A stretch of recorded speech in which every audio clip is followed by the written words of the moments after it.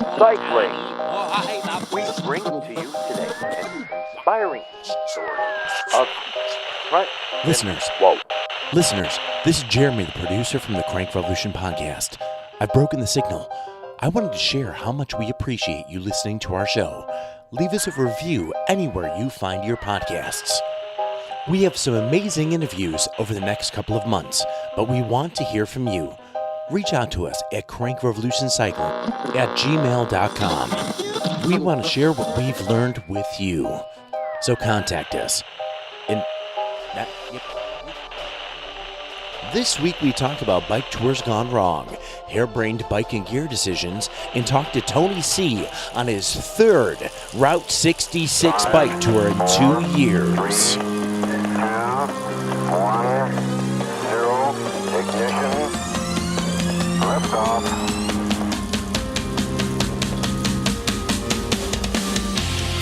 Welcome now to the Crank Revolution podcast, your source for cycling shenanigans. Listen now to our hosts, the purveyors of pedals, as we teach you more about cycling every single episode.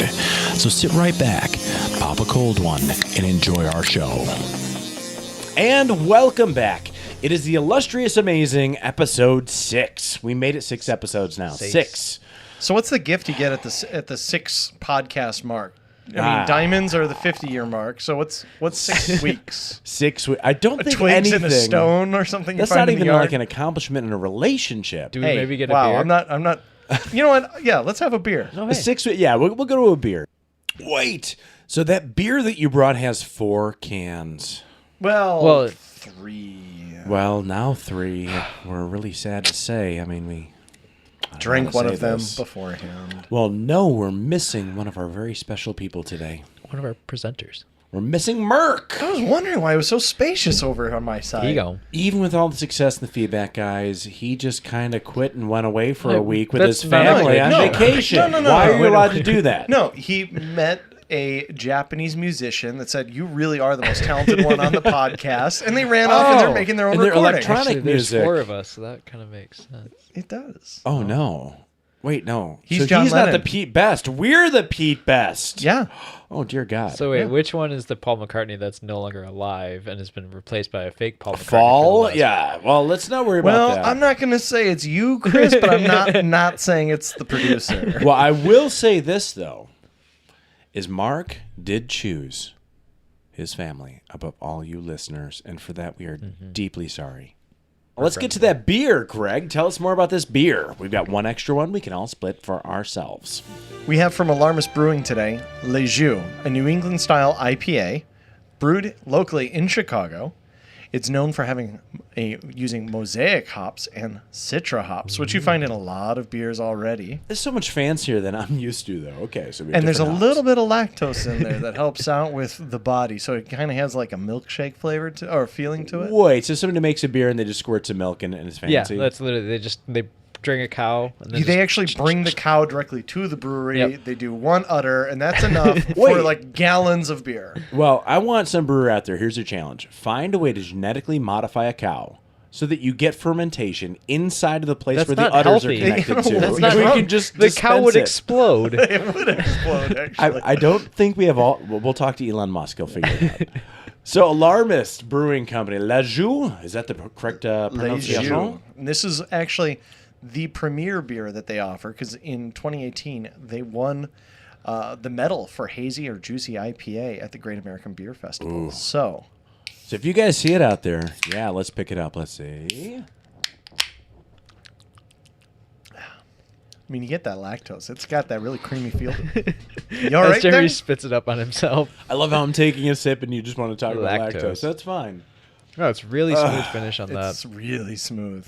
See what I mean? It's crushable. You could have Yes. this and you're not going to get drunk. This is a and you're great gonna enjoy trailhead it. beer. And we're going to talk about cycling. I know that's a new topic for us here on the Crank Revolution podcast, but we do have something very exciting coming very, very soon. I'm covered in drywall plaster. Why?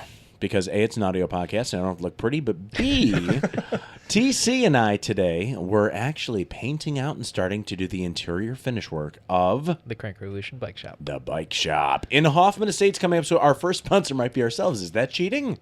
No. That's not No. cheating. But, I mean, it is a little bit of a step forward from being in the shed, in this basement, behind someone's yard, where we're trying to do this recording. I mean, it's very hard to get basically what looks like a chicken coop soundproof to make it sound good. I think the cool thing is TC is going to be able to stop living like the 1990s fantasy. Right now, he's like a record store guy who just got his first vinyl press. He's driving around with like all these water bottles and T-shirts and jerseys just in the back of his car. And I'm surprised no police have intervened yet. You're just pulling there and be like, hey, cyclist, come here, come look at my trunk. Hey, I got bottles. No, it's like going to I got jerseys. It's like watching a band that's trying to get big. It's just like, hey man, buy our CD. Also, we got patches, we got pins, we got shirts, we got all this thing. We got don't have hoodies. buttons. Stickers. We have no hit song, but we got all this other stuff. And we don't have buttons yet. Why don't we have buttons? Are we going to do crank What do buttons? you use a button for? Holding on your bibs. No, holding on your bib numbers in a race. There you go. No, you don't use buttons. You for put that. it on You use your- safety pins. Why can't you use buttons? You could so use they would cover buttons. up part of the number. Okay, Well, they're that's not going to be that big of pins. I mean, we're talking like Hey, something. you if can I'm put on making a buttons, hat. it's gonna be a big button. But also, I mean, That's best true. What's the best thing to use to hold your bib numbers on? Anybody? It's crazy glue. 3M adhesive spray glue. That sounds terrible. I'm hairy as hell back there. You're putting it on your body? No, it goes on your jersey. Well, Jeremy my hair would sticks. use- My hair might stick through the jersey. That's what Jeremy I'm would fearful use of. that to wax his legs. He though. would, yeah. And then complain about ingrown hairs for far too long. Like 6 months later, while we're recording episode 6 of a podcast. Yes, you'll find out in episode 12 how those are doing. But so we do actually have the Crank Bike Shop coming, which is we're really excited to bring that to you. It's gonna be a bike shop. Come hang with us, have some coffee, and chill. The thing we're gonna talk about today, though, is believe it or not, on a lot of these things, I know there's some big shows out there where the people outside of being in the studio, they don't really care for each other. They just show up to do the work. Sadly, the people in this studio I actually have a very fond affection for, from TC getting me in cycling and some of the adventures we've gone on. Not only do we do this podcast, but we've gone a lot of different bike tours, a lot of bike trips, a lot of group rides together. Is it worth also saying that to the listener, we will stop talking about bike tours for at least an episode? We will. In I the promise very we near will. future. But what we want to show you guys is, when we say this is for beginners, all of us are in one way a beginner. If you're a pro racer or a crit racer, you might be new to bike touring, and that might be something new for you or vice versa. Or mountain biking, or track riding, or cyclocross. Yeah. Well, the funniest Unicycle. thing, though, believe it or not, even though we have a podcast that's available on all these different platforms, we make mistakes. No, Yes. Nope. Yes. Do you see this haircut? It's a mistake. This is true. that has nothing to do with the podcast. It just says a lot about Just you. your Oh. choices. Why do you have the flocks of seagulls going on? It just doesn't I don't work. know. So you got a perm in 2019. They still offer that. Well, before it started, That was a brave choice. before it started falling out, though, I always had the James Vanderbeek, but that's totally aside. So we That's made some 1996 choices. is the only time that was really relevant. That's the last time I was relevant. Is So that Dawson's Creek? who came up with thought the it was idea? Melrose, something or other. Place? No idea. You guys will never know. It's your history. It's the historical tapes for you guys. But whose idea was it first to do the Seattle Spokane kind of thing Well, that we were going to do? Put in Spokane to Seattle was the... That's not how it ended up. That was the goal. That we was hit the aspiration. Was it you that came up with this, Greg? I think so. I think I was completely to blame for that adventure. So all of our complaining right now is completely Greg's fault. So Yeah, we, I'm okay with that. we made some choices. So we're not going to go into all the big, huge things that went first, but bike choices was one of them. For example, I made a huge one. You made a huge one. I thought, I'm going to go on bike tour. Is it Cascades? Cascade Mountains there? Yeah, we were gonna go through Yes. the Cascades up to was it Ross Lake, where that super Yeah, blue which is lake like, I mean, you're talking like 80 miles south of Canada. Like, we were going to be right near the border. Well, so something you should not do, it turns out, is see one of my go bikes during that I forest used fire to. season. Well, that's one of the big ones. We'll get to that. But my biggest thing was I had a bike stolen. So I thought, I know, I'll just replace a random bike into this like 3 days before the tour. Yeah, that's not good. And it was buying based on what was available to me at the time. Well, I was gonna say, I mean, you did a lot of research before you bought it. You're like, yeah, no. is it made of steel? Yeah, that I wanted. Can it attach bags to it? Yes. Does it operate like Yes. a bicycle? But Does it operate as a bicycle like a bicycle? And the answer to that one was no. But I only had about 20 or 30 miles in on that bike to really see how my body would feel before I thought I'd just go off on bike tour. That is really stupid, but it's also in line with my decision making normally. Greg, though, had a foible as well. Yeah, I lost my seat clamp on the way home. It ruined No, my no. entire few weeks after I got home. As I was telling people stories about the heroic deeds I did while on tour. Well, Oh, riding wait. with a bunch of front. Yeah, wait. You This mean- is something I've never Oh. seen. So wait, we've seen 3-wheel vehicles. Normally, you have one in the front and two in the back. Then you see the ones that have two in the front, one in the back. And what kind of setup did you choose? I decided Well, yeah, that the two wheels. best way to use this bicycle was to put my tent, my sleeping bag, the stove, my book, my Everything hairspray that you collection, had. my camera, my GoPro, my lucky bricks. So for me, I decided, because I saw all these great pictures on the internet of people putting panniers on the back where it makes sense. Yes. I thought, no, put it up on the fork. It looks really cool there. The back end's nice and clean. You can easily get on and off your bike. No problem. You can look at it and you can tell if something's going wrong. You can work on your chain if you need to without removing bags. It's cool. It's like a reverse chevron, though. You had this massive, like 2-foot bag sticking out from under your saddle, so it made you look like a huge triangle. Reverse. That's true. Oh That's yeah, true. there I was had- a large seat bag. I yeah. had the seat bag that was full of clothes that I ended up not wearing at all for the tour. Well, you didn't need that tuxedo. You don't. We didn't know that. The going into cummerbund this. did not come into play, unfortunately. Well, Greg gets his styling from a James Bond film. He thought he might have to just jump in and do a caper. Yeah, I even had like a little white cat, long hair, with me in case I had to sit in a chair, turn around, and be really dramatic suddenly. Yeah, but it was as soon as we unpacked, we started building everything, we started rolling, and suddenly I go, Uh-oh. my handling is awful. And not just like a little awful. It's you turn it 1 degree, and it's suddenly as if you're turning 90 degrees. Well, you had, what, maybe 50, 60, 70 pounds on the front? Let's see, I had 2 panties. Probably, ears. probably in least the range of 20 like pounds. 20 to 30 pounds. Yeah. That's a reasonable weight to because put it was a into two tent, a bags. sleeping bag, a book, a cook stove, some filming equipment for the trip. So how do you all think they up would have there. handled on a downhill at like 30 or 40? Oh, it would have been stellar. Oh, speed wobbles Yes. for days. Oh, it would have been terrible. So then, of course, as soon as I didn't want to admit that to either one of you. I was No, like, of course No, not. no, No. it's cool. I got this. Nope, but we both noticed. You were firmly aware. Yep. We're polite enough to say he'll have to admit it. We then had to run to a shop so I could buy a rear rack to then move all of the things onto the back of the bike. Yep. And now I'm stuck with this front rack that's just sitting on my bike unused for the rest of the tour. What if you want to get a pizza? It would have been perfect, though. Just saying. No, would it have been wasn't. great. No, One it of the- wouldn't. it wasn't one of those front racks though. No, there was just one. It was just a little rack on each side. Yep. So sad. So sad. That wasn't very good. Well, I like, though, because we're like, hey, Greg, you think maybe you want to change it? You're like, Sure, well, that's gonna be great then. yeah, maybe. Well, And we're like, oh, it's going to be terrible. I just It's remember so looking terrible. back at one point and seeing one of the bags being very droopy and like brushing against the ground, just on normal. I did not know how to pack that thing No. at all. So what's the big takeaway that we need to like gain from here? Use your gear before you go. There you That seems so go. obvious, though. But I Common did. sense. That was the ridiculous part. Is I went through a local forest preserve for like 10 miles to do that. Did you have 30 pounds of clothes in the front? Yeah, I loaded it all up, and I was like, oh, handling's a little wonky, but that'll be okay. That's fine.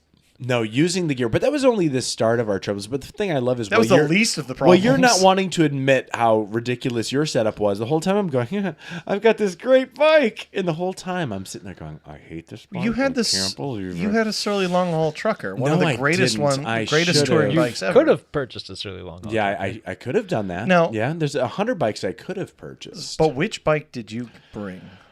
I don't know if I want to say. You should. Well, so before you go into yours, I mean, I can jump in and say I bought obviously the best touring bike. Oh, that it's there's not a ever been. touring Whoa, bike. whoa, we Who can't had to jump carry into your that one. gear? Yeah. Who had to carry your gear? Well, that How does much- make Does it a make- really good touring bike. It was, did. yeah, it was great because I didn't have to carry like much of anything. So, Chris, what frame did you have? I had my S-Works Tarmac MY18 frame, so it's the SL6 frame set. I like that you're using these words that should mean something Yeah. to people that weren't working at this very special company you were working Some for. descriptions. This major major brand bike manufacturer. Yes. Yes. So I was riding an S-Works Tarmac. Yeah. It was a rim brake frame, so I'll give myself that. You were roughing it. Yeah. With a Chris King hubs. with Chris King hubs. To like my alloy. At the time, my only alloy wheel set. And for our listeners who don't know, these are very high-end, Yes. precision, American-made These hubs. are Things you don't almost tour the on. most expensive hubs you can buy, and they're made entirely in Portland, Oregon. It's amazing. Which I got to tour the plant. You didn't get to tour. I didn't you get to. missed that one. I flew out in You did- Portland you- before that happened on our it was actually, I previous think, tour. that day. Yeah. But so you basically had a Tour de France race bike, and I'm sorry that you got Hold on, stuck hold with on, what was it? hold One on. like Let's just talk about the bag you 105 had. Tiagra. No, you had Ultegra on there. Yeah, Yeah, at least Little Tigra Di2. But let's talk about the Oh, bags. yes. Let's talk about the bag packing situation. What did you have on that bike? 5 panniers. so I right? I just had my one top tube bag. Hold on though. Before we get deeper into that, how much did the bike weigh without the bags? The bike's about 16 pounds without So the like bags. 4 gallons of milk. Yeah. That's how much Yeah. your bike weighed. 4 gallons of milk. And your Now we're top talking two bag, 2%, like whole milk. it's all the I'm- same it's volume. around I'm pretty plus sure. or minus. Density is different here, so. Oh, okay. Well, so here's the thing, though. You had a top two bag that you could maybe fit a few things in, but I mean, you couldn't even fit a party sub. Greg I'm and I trying could to, have carried 10 party like- subs. Just saying. And We so, what I pawned off was my hammock did. Yes. and sleeping bag. Yeah.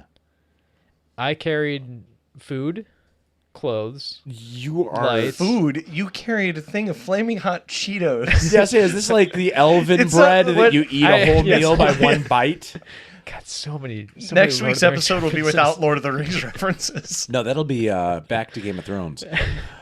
I'm not ready. I'm not ready. But so, and then I did carry a feed bag, a Mazette bag, which is a traditional bike racing bag, which is as you go through a feed zone. So on a multi-day, long stage race. It's like a swag bag. It's somebody will hold No, it no, out because- and you snag it's it a at 30 swag bag. miles The an swag hour. bags are always the shoe bags with the two little straps. Really small straps. Yeah. It's kind of quickly So- constructed. out of Yes. So the quickest Mazette material. bag, on the other hand, is a traditional bike racing, staple, and it has been for years. Yeah, no, I got so many of those at every trade show I went to in Vegas. Yeah. What I love though is he's using something that people hand off materials to him. Where in the mountains did you think random people were going to toss you bags Well, of so supplies? I No, was just Chris was using going it to as hand my- the bag to them so they could run into the store and then they be grab waiting things for for him. me. That Yeah. makes much more sense. Good.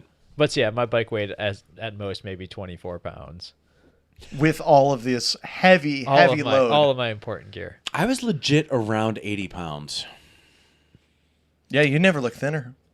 Yeah, no, the worst part was, though, is so not only did I think it was great to get a bike that was terrible, I also thought, I want to be more comfortable. I want to be more upright. I'm just going to put a high rise stem and get those handlebars way above the saddle. You know what's bad when you do that? Climbing. Because you can't lean forward and get over the bike and still be Fortunately, clipped in. the state of Washington is known for being very flat. It's so flat. Just the It- best it's flat. like Northern Illinois. So we had all these various issues already, and then of course, because Greg can't figure out like when disasters will happen, the whole damn place was on fire. Me, I do recall that I was sitting in someone's managerial office at that time when we were planning the trip, and you're like, August will be nice and dry. We won't have to deal with any Well, rain. yeah, because generally that's true. I just forgot that fires happen. when Fires it's dry. happened. The entire West Coast was on it was in entire flames. West Coast. Seattle was on is fire. so known for rain, though. You want the dry but season. the entire state of California was on fire as well. Yeah, well, two states We got they to couldn't taste help it. Gerard Butler's car in the ashes that were raining down on us during this trip. Why Gerard Butler? Wait, yeah, what happened to his car? His whole house burned down. Oh, really? Oh dear God. Yeah.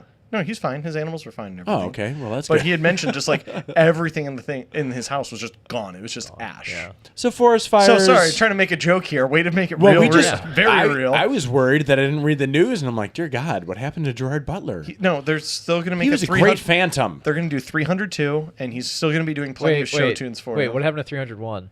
We don't talk about 300. Oh, 301? So there's 300, then 301, 302. Yeah. Okay. I just want the crossover where it's a musical and 300. That'll be perfect. Yeah, that was Saturday Night Live.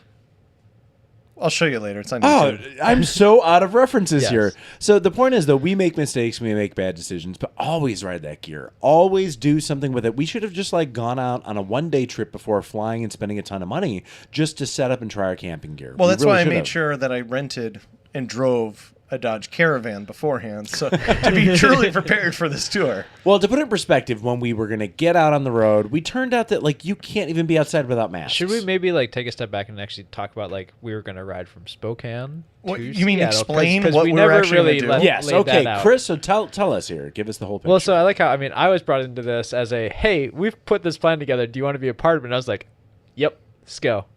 And so yeah, the plan was He actually did say SCO. I did say SCO. It's one word.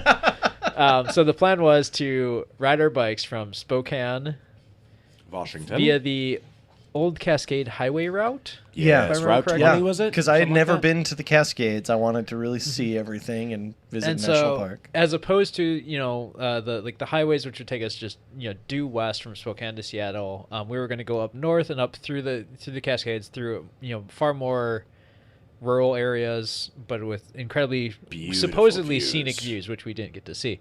I feel like that They we were saw there. a couple. They were there. And so yeah, they were going to. You were unimpressed, if memory serves. I was Scoff. well because our visibility was down to a mile.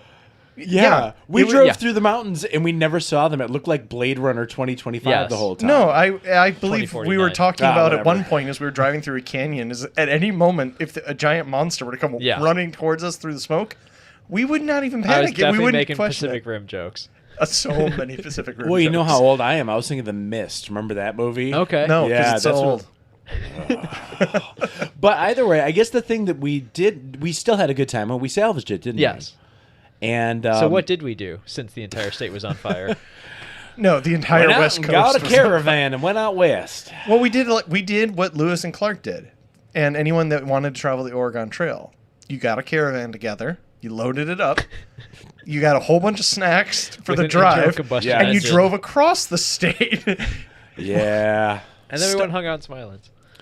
That was the best part. So Hold on, though. Don't marry yourself to that result because we had a good time. That's true. What? I really want to try to paint a verbal picture of just what the air looked like when we were there. Good luck. 'Cause, I mean, Go. Well, we do have photos that we can put in the podcast notes. That's true. That's a lot of work. That's a lot of work in technology. No, so Jeremy, you and I arrived a day before Chris. We were hanging out in Spokane, just really Yeah. kind of taking in the area and kind of just seeing if we could handle the air. Survive it. Yeah. And we sat on the patio just like talking for a few hours. And both of us, when we stood up, we're coughing a little bit like we had our first cigarette. It's like, oh, this isn't good. And the sky is still bright blue. Yeah. No big deal. Not a problem. When we drive halfway to the mountains, the sky looks like a cigarette filter. Oh, yeah. It was so brown. Well, and we even did that. We were walking somewhere doing that test, and then you just went up to a stop sign. You rubbed your finger across it and showed me, and it was black. Yeah, there was so much dust on the It was road like sign. coal, like just black lung. Got the black lung, Paul. Oh, but that was the thing. So then we kind of realized, oh, this is bad. And then I was thinking about it. Well, we can just get away with it. You just do it anyhow, and you cough some, and maybe we get a mask. Turns out, no, that stuff, that 2.5 p.m., the particulate matter, gets in your lungs and it doesn't come out. And in a very tragic side, though, it turns out the forest fighters and all forest firefighters. firefighters. Yeah, they were defending the forest. They can run into severe pneumonia and lung issues. So it's really good that we didn't, because that stupid, oh, I can do it anyhow, could have resulted in Which some you would have wanted to severe leave issues. in the charge. We can do this. I totally would have done Yeah. it. Well, and on top of it, there were a few points, though, while we were in the car, visibility was only like a few hundred feet. It was like Yeah. a good Midwestern snowstorm Yeah. of smoke. Of just smoke and ash. It was awful. Well, my favorite is those like, hey, there's a mountain to our left on satellite view on Google, and we turn our head, and it's just no, It's- can't see a thing. It's just brown mist. But brown the sunset fog. was cool. It was like just a golden, like somebody threw crayon dust in Real the air red, everywhere. real Yeah. bright. It was the only time I ever won a staring contest against the sun. Hey, but we we did some serious exercise though during that trip. Chris did like 3 pull-ups just randomly when we found a park in a mask. Just do In a few the pull-ups. mask. You Yeah, did like I mean, 5, Greg. I was think trying Chris to helped stay- you do I was 3. trying to- I No, didn't no, no. try. That was all Trying to me. It was loosen off up. camera. It was Just off. trying to He loosen was up, off camera. whatever. But that's the thing, that we didn't marry ourselves to the result. You guys can't hold it, whether it's bike events or any of the things. Something will go wrong. So now we've painted Everything the picture goes wrong. of the sky and what it's like. Chris, continue with the route. So yeah, as we were taking the old Cascade Highway route, so that was going to drop us into Seattle was our end game, because we were going to leave from there to go back to our respective homes. And so as we got in our caravan and drove, we then went to we did drive the route that we were planning to ride. And it was a great route. It was a great route. It would have been really Amazing. gorgeous. There Yeah. is some good video of us hanging out on top of rocks over a gorge. Chris I will looking up- unimpressed at I will actually glaciers. upload those to Crank Revolution Media on glacier. YouTube. I It was will not put some a of glacier. those. Look, we're from Glacier is how it's pronounced. was Anyhow. it's just a mountain. It was not a moving piece of ice. You don't know that. I do actually. You did not. No, you did not measure. I did not see GPS technology He out straight there. up called you. You're like, oh, a glacier. He's like, no, that's a mountain, Craig. Mountain. But so what we did. Gee, Ma, is that a skyscraper? No, it's a water tower. We drove to Bellingham, Bellingham, yeah. and then dropped the car there, and then went out onto the San Juan Islands to go spend a couple days because we hoped that being out into the ocean Would be We'd better. be fine. would be better. We could save the tour. We could save the tour and get some riding in. Well, it turns out if you look on the satellite like air quality maps, though, that whole area out on the water becomes like a swirling bowl between Canada and California. So it still had some pretty good. And we air. were, what, 150 miles north of Seattle at that point? I Not don't even not even know. that far. No, we're close to like 60, 70. San Juans are right there. Okay, so I'm just really trying to get the Yeah, image get the- together for everybody. Yep. So yeah, San Juan Islands, and so we went out. So let's see. Effectively, day one we drove from Spokane to Bellingham. Then day two we got on our bikes and went from Bellingham to Anacortes. where we caught the ferry to Lopez Island? Yeah. Question mark. It's all a blur. I don't remember. Yeah. We stopped It's- at some brewery for dinner So- because we felt accomplished. breakfast By and tours, lunch. yeah, it's we like- rode all of 30 miles. It was just like, tour finally started. Let's have a beer and some barbecue. And then I had fish and chips like everywhere that we stopped. You were really adamant about that. Well, yeah, because like that's what you do there. You didn't even speak in an English accent, though. I just wanted you to like order fish and chips as a Brit. Well, no, that would because have I been was fun. in Seattle and you order fish and chips like you're in Seattle. If Now- I was in London, If I was in London. that would be a different conversation. Then I'd order I'm some just American, thinking you though. can't do a British accent. I can. Because You can? I would need to be very drunk. Oh, well, we'll work on that. Crikey, he likes some fish and chips. Chris, that is not. That's An not. English That's accent. not. That's not a British accent. No. But we did salvage it. We did salvage We did. that did the trip. best So we we went had. to the San Juan Islands and we argued a little bit on sleeping arrangements. Jeremy and I realized what true darkness is. My favorite is when you almost got your hiney ho kicked by a woman playing bagpipes Well, that for was the filming next morning? her. Yeah. She didn't like you. She was not pleased. But it was so cool though to be on an island and the first ferry's going to come and all you hear is bagpipes playing. And It's, there's like, killer terrifying. whales going through the bay or the sound Yeah. in front of us. I think it was kind of like majestic. It was kind Yeah, of a there cool were moment. orcas, Yeah. That just shows you the power of the bagpipe, though. If you're coming up on like a ferry at 7 a.m. and all you hear on the island through the trees is bagpipes, that's kind of like a war cry. Just Well, it's saying. just like, that's pretty cool. And then you see the killer whales coming up and like, "Hey, laddie, I swear to God, I would get all the fish." And you're like, okay, what's happening here, whale? Sorry. I felt a Wow. Robin Williams moment come on. Yeah, no, that was not bad for somebody who's Scottish. I was only mildly offended by your butchering of my people. So now joining us is a very special guest. We have Tony C. You are currently traveling America on Route 66, but this is not your first trip. This is one of your many, many tours. It's great to have you on the show, Tony. Oh, it's great to be on the show, guys. So now that you're, where are you right now? What's going on? So right now I am off of Route 66 in Adrian, Texas, and I'm at a campground. And basically, Adrian, Texas is the half point between Chicago and LA. So that's where you So- started. Are you headed to come to see us here in Chicago this time, or are you heading out to California? I am heading east to Springville, Tennessee. Ah, and there's a good reason for Fundraiser. that. Yeah, you are doing a Yeah. big fundraiser. I was looking at it here. It's Dark Horse to Dark Horse, Tony's Ride. You've raised over $3,000. Well, I chose this charity because I went to school with the girl that started it, and she lost her son in Afghanistan. Her and her husband decided to dedicate their lives in helping combat veterans. That's And fantastic. it fell deep in my heart because I get it. being able to talk to people that actually walked in your boots Oh yeah. that can relate to you is very important, and it's very therapeutic. It's a good concept, and it's a concept that actually works. That's awesome. You've raised over $3,000. Well, too. tell us a little bit about the charity, so that way everyone knows what they are working towards. Yeah, Dark Horse Lodge. So Dark Horse Lodge it's a lodge out in Tennessee. They've got their cabins, and then they have a mess hall, and basically it's a 5-day free retreat for a combat veteran to go out there. They can go fishing on Kentucky Lake, time to talk. Those guys like to talk to each other because they all have walked in the same boots, and it's easier for them to talk to people that have seen combat rather than talking to civilians that haven't seen it. Yeah, shared experience. Have and a someone way to they can get relate away. to. Yeah, that's awesome.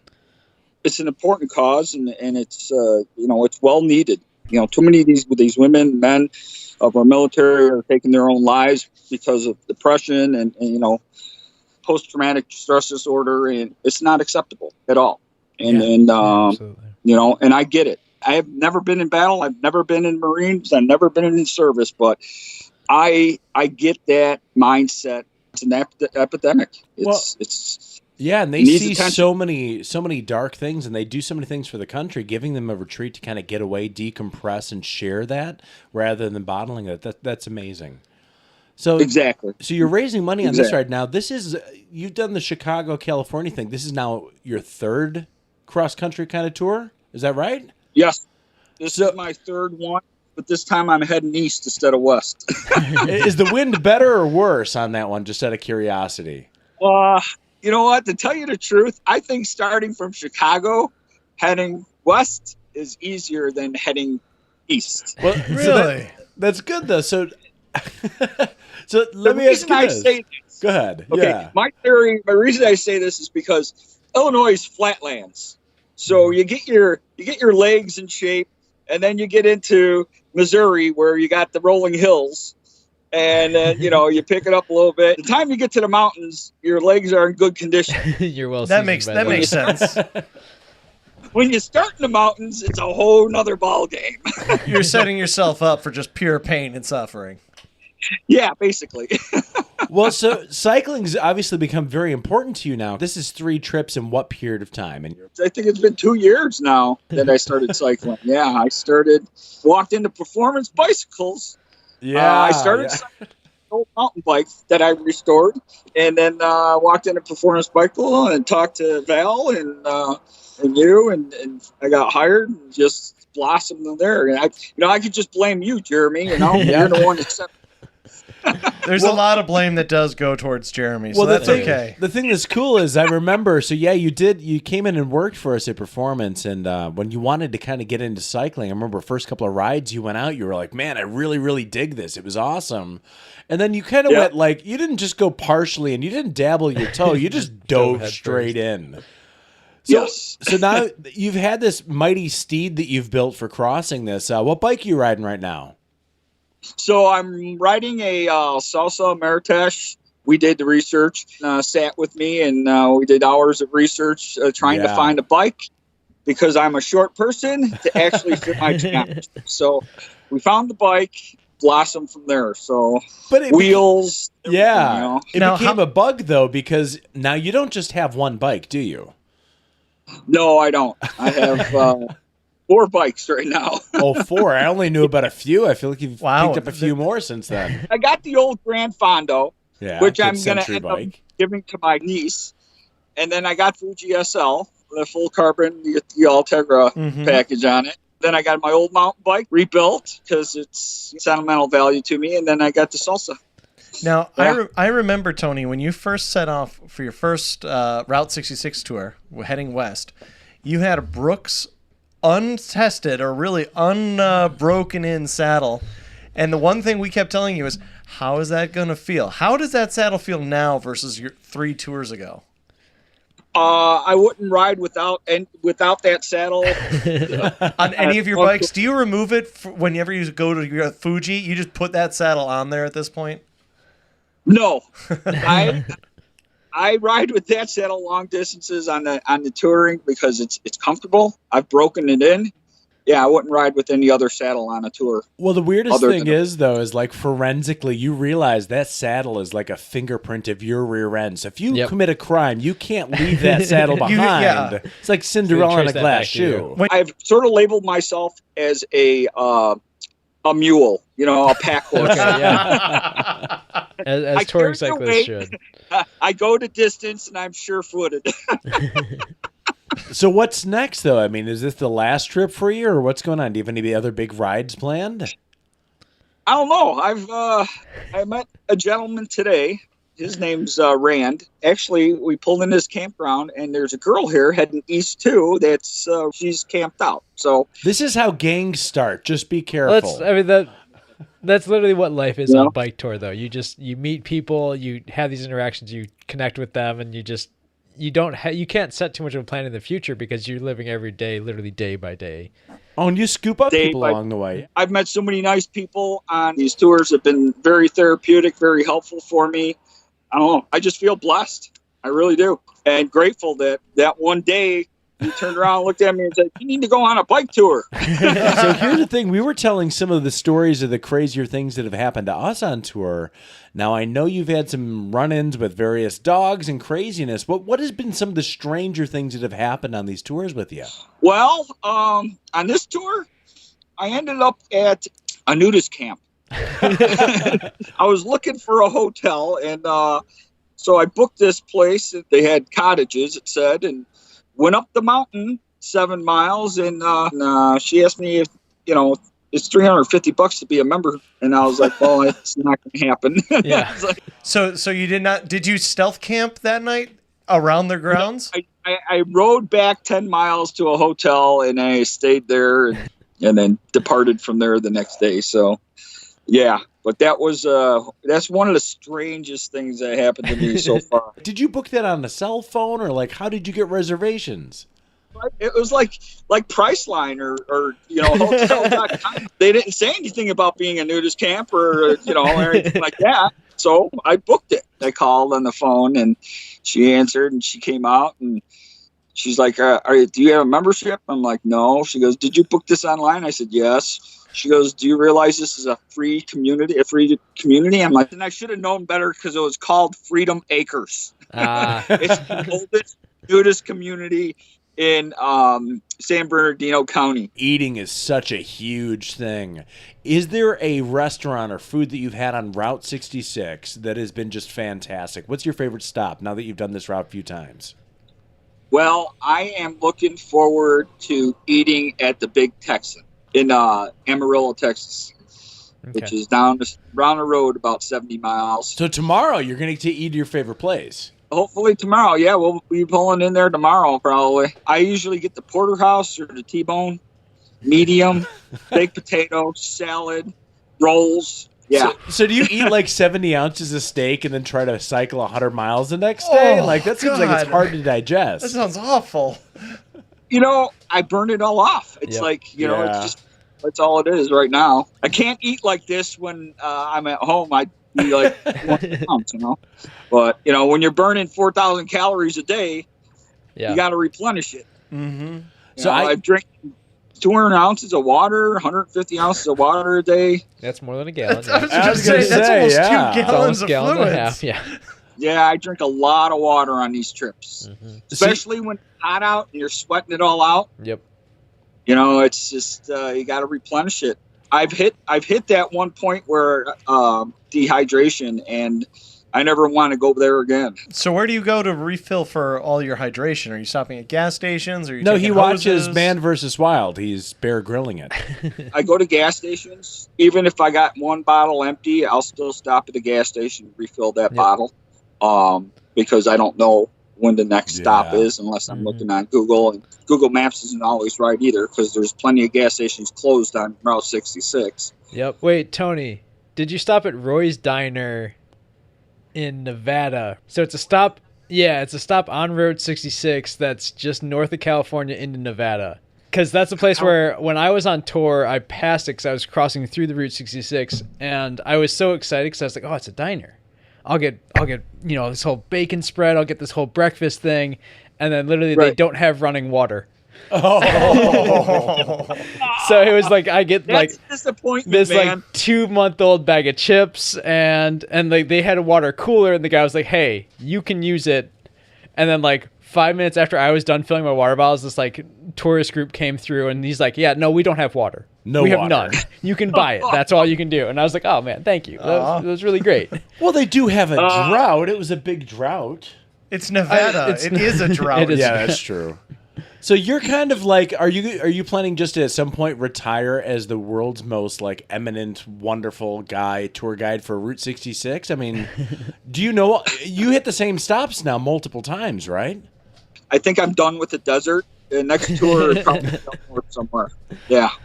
May I recommend I'm done Washington? with the dry heat, man. Yeah. So as the world's greatest Route 66 kind of tour guide at this point, what is the coolest kind of attraction along there that you've seen that you just love? The largest ball of yarn, the world's largest frying pan. There's the biggest meteor crater. That's That happened nice. millions of years ago. It's old No, news. fake news. Fake news.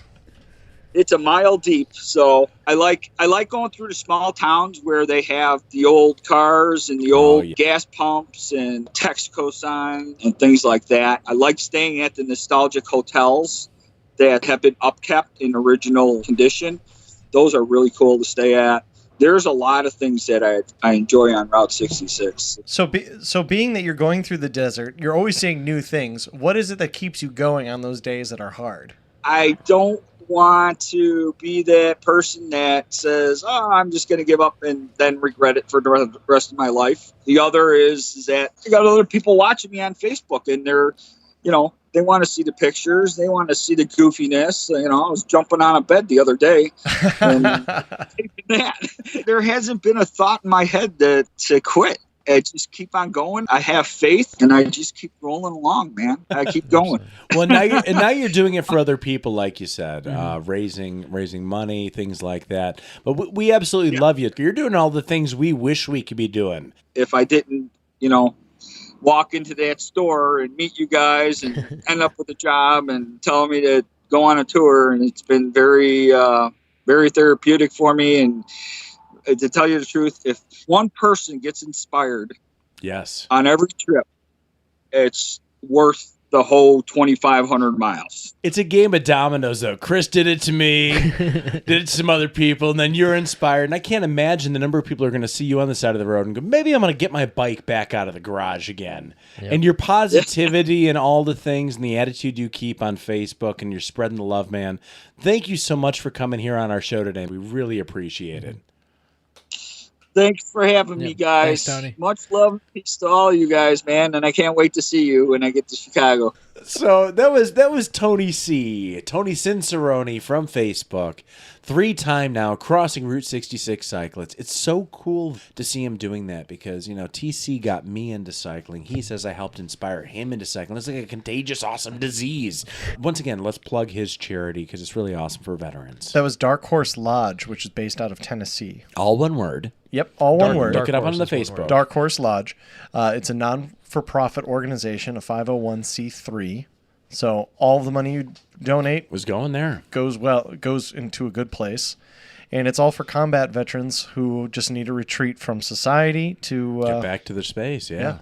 so they can talk to other veterans and discuss whatever's on their mind without feeling any rebuke from societal. Or people do not understand. It's Yeah. them talking to the others. So that's fantastic. He's raised over $3,000. Let's help him get up a little higher, listeners. And what was that goal he was wanting? $5,000. $5,000. Let's get him there. And it's over in August. We got this. I We feel like got our this. listeners got this. Yeah, they got that. But while you think about that and find your pocketbook, it's time now to go to TC and From the Mechanic's Mouth. For a tech tip for this week, we're going to talk about spoke counts. And so spokes are the small little wires that connect your hub to the rim of your wheel.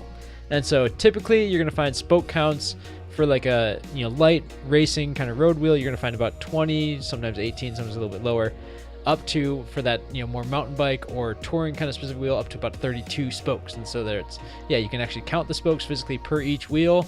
And that number definitely translates to the weight and durability of the wheel. I'm going to ride about a 20 spoke count front wheel, which is very, very light because there's only 20 spokes.